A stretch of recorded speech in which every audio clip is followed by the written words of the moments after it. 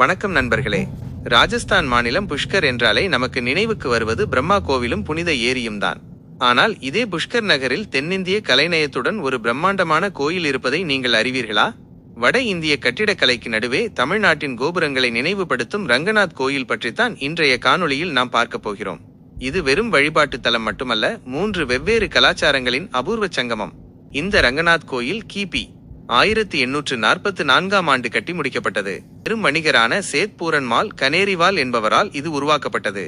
மகாவிஷ்ணுவின் அம்சமான ரங்கநாத பெருமானுக்கு அர்ப்பணிக்கப்பட்ட இந்த தலம் வட இந்தியாவில் இருந்தாலும் இங்குள்ள வழிபாட்டு முறைகள் அனைத்தும் தென்னிந்திய திருத்தலங்களைப் போலவே கடைபிடிக்கப்படுகின்றன. குறிப்பாக வைணவ ஆகம விதிப்படி இங்கு பூஜைகள் நடைபெறுவது இதன் தனிச்சிறப்பு. இந்த கோயிலின் மிக முக்கியமான அம்சம் இதன் கட்டிடக்கலை.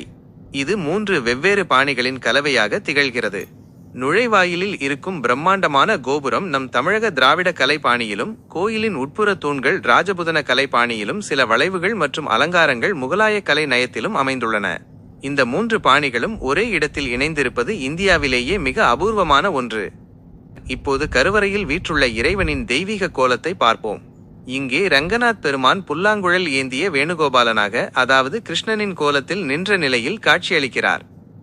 தலை, இடுப்பு மற்றும் முழங்கால் என 3 இடங்களில் உடல் லேசாக வளைந்து நிற்கும் திரிபங்க எனும் அழகிய நிலையில் இறைவன் எழுந்தருளியுள்ளார். இவருக்கு இருபுறமும் அன்னை ஆண்டாள் கோதாதேவி மற்றும் அன்னை லக்ஷ்மி தேவி ஆகிய இருவரும் வீற்றிருந்து பக்தர்களுக்கு அருள்பாலிக்கின்றனர். வட இந்தியாவில் இருந்தாலும் தென்னிந்தியாவின் வைணவ தலங்களின் அதே உணர்வை இந்த தெய்வீக தம்பதிகளின் தரிசனம் நமக்கு கொடுக்கிறது. இந்த கோயிலின் முற்றத்தில் ஜொலிக்கும் 50 அடி உயர கருடத்தூண் அனைவரையும் ஈர்க்கும் ஒரு பிரம்மாண்டமான அங்கமாகும். இது முழுக்க தங்கமுலாம் பூசப்பட்டது.